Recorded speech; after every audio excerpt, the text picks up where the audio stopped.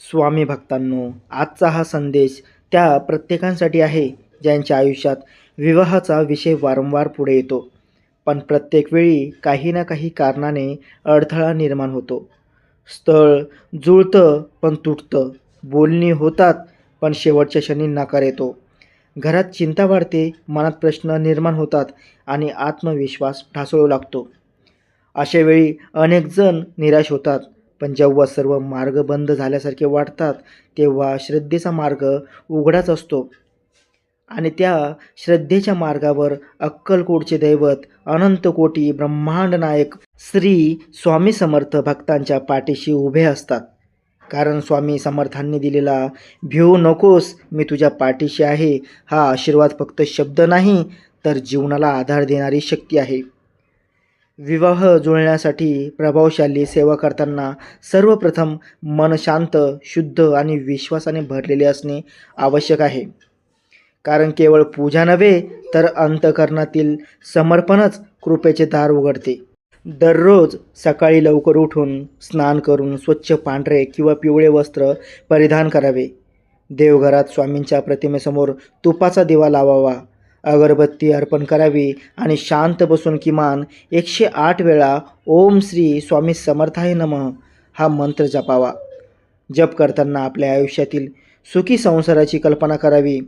मंगलाष्टक, आनंदी वातावरण, सुसंवादी कुटुंब आणि परस्पर आदराने भरलेले वैवाहिक जीवन मनात उभे करावे. कारण कल्पना हीच संकल्पाची बीज असतात. गुरुवारी विशेष सेवा करावी, ज्यात पिवळी फुले अर्पण करणे, केळी किंवा बेसन लाडू नैवेद्य दाखवणे. श्री स्वामी समर्थ हा तारक मंत्र 11 माळा जपणे आणि शक्य असल्यास एखाद्या गरजू व्यक्तीस अन्नदान करणे समाविष्ट आहे. कारण दान केल्यामुळे कर्मशुद्धी होते आणि अडथळे हलके होतात.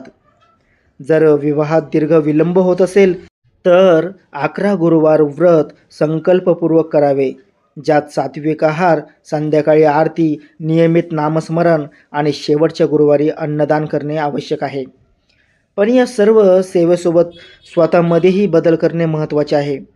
जसे संवाद सुधारणा, अपेक्षा वास्तववादी ठेवणे, नकार स्वीकारण्याची क्षमता वाढवणे आणि आत्मविश्वास टिकवणे. कारण विवाह म्हणजे फक्त स्थळ जुळणे नाही, तर 2 स्वभाव जुळणे आहे. सेवा करताना कुणाचं नाव घेऊन जबरदस्तीने मागू नये, तर फक्त जे माझ्यासाठी योग्य आहे तेच मला द्या असा संकल्प करावा. आणि परिणामाबद्दल अधीरता ठेवू नये, कारण योग्य वेळ आल्यावर योग्य योग आपोआप घडतो. म्हणून श्रद्धा ठेवा, सातत्य ठेवा, स्वामी नामाचा आधार सोडू नका आणि विश्वास ठेवा की तुमच्या आयुष्यातील मंगल क्षण निश्चितच येईल. स्वामी भक्तांनो, आता आपण या सेवेतला अधिक गूढ आणि अंतर्मुख मार्ग समजून घेऊया. कारण अनेक वेळा बाह्यपूजा केली जाते, पण मनातील भीती, असुरक्षितता, पूर्वानुभवाची जखम आणि नकाराची छाया दूर केली जात नाही. आणि हाच खरा अडथळा असतो. म्हणून आपण मानसिक शुद्धी आणि आध्यात्मिक संकल्प यावर लक्ष केंद्रित करूया. रात्री झोपण्यापूर्वी 21 वेळा श्री स्वामी समर्थ हा जप करावा आणि दिवसभरातील नकारात्मक विचार स्वामींच्या चरणी अर्पण करावेत. स्वतःला दोष देणे थांबवावे, कारण प्रत्येक विलंबामागे एक कारण असते आणि अनेकदा तो विलंब आपल्यासाठी योग्य व्यक्तीची तयारी असतो. आठवड्यातून एकदा शांत बसून आपल्या मनात असलेल्या भीती लिहून काढाव्यात आणि त्या कागदाला स्वामींच्या समोर ठेवून प्रार्थना करावी की हे सर्व तुमच्याकडे सोपवतो. तसेच प्रत्येक रविवारी किंवा गुरुवारी 5 मिनिटे भविष्यातील सुखी संसाराची सकारात्मक कल्पना करावी. कारण मेंदू आणि मन ज्या गोष्टीवर विश्वास ठेवतात ती ऊर्जा विश्वाकडे पाठवली जाते. यासोबतच आईवडिलांचा आशीर्वाद घेणे, घरात सौहार्द ठेवणे आणि कटुता टाळणे अत्यंत आवश्यक आहे. कारण विवाह योग फक्त ग्रहावर नाही, तर घरातील वातावरणावरही अवलंबून असतो. शक्य असल्यास महिन्यातून एकदा अन्नदान किंवा पक्ष्यांना दाणे टाकणे, गाईला चारा देणे अशा लहान सेवाही कराव्यात. कारण सेवा हीच कृपेची दारं उघडते. सर्वात महत्त्वाचं म्हणजे अधीरता सोडावी. कारण अधीरता ही श्रद्धेची शत्रू आहे. आणि जेव्हा तुम्ही पूर्ण विश्वासाने म्हणता स्वामी योग्य वेळेस योग्य व्यक्ती द्या, तेव्हा विश्व तुमच्यासाठी परिस्थिती जुळवू लागतं. म्हणून आजपासून शंका सोडा, तुलना सोडा, निराशा सोडा आणि स्वामी नाम धरा.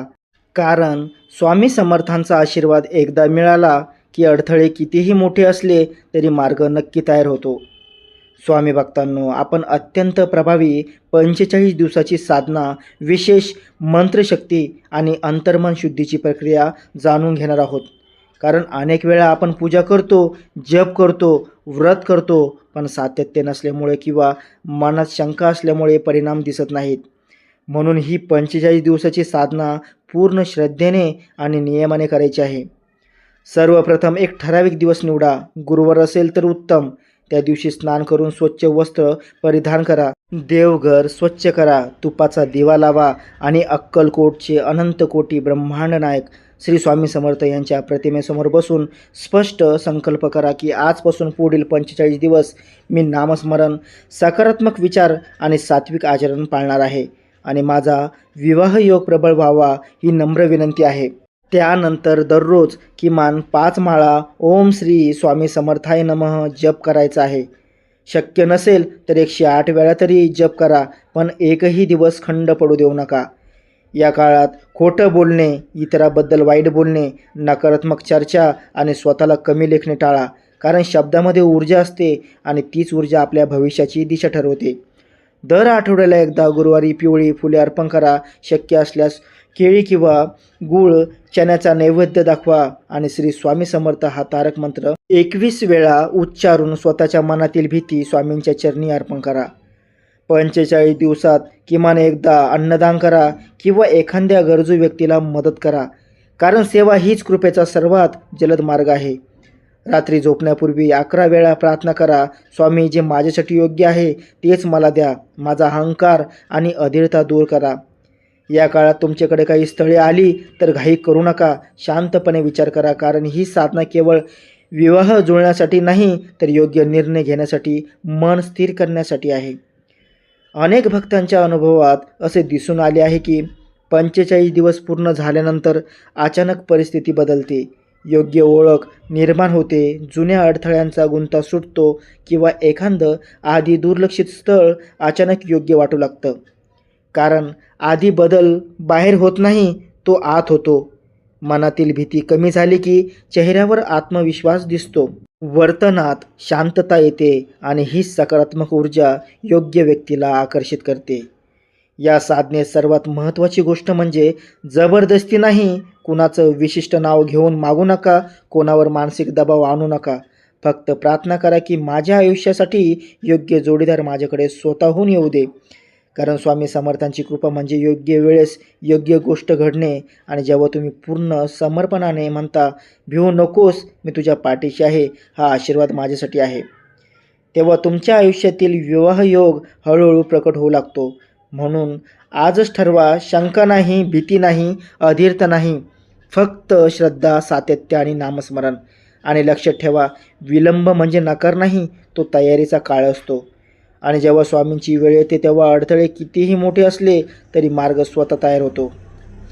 स्वामी भक्तांनो, आपण अत्यंत विशेष गुरुवार साधना, काही सूक्ष्म संकेत आणि विवाह योग सक्रिय होण्याची आध्यात्मिक चिन्हे समजून घेणार आहोत.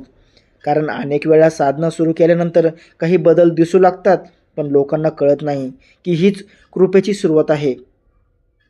सर्वप्रथम विशेष गुरुवार साधना अशी आहे की सलग 3 गुरुवार एकाच वेळेला देवघरात बसायचे, तुपाचा दिवा लावायचा, पिवळे फूल अर्पण करायचे आणि 21 वेळा ओम श्री स्वामी समर्थाय नमः जप करायचा.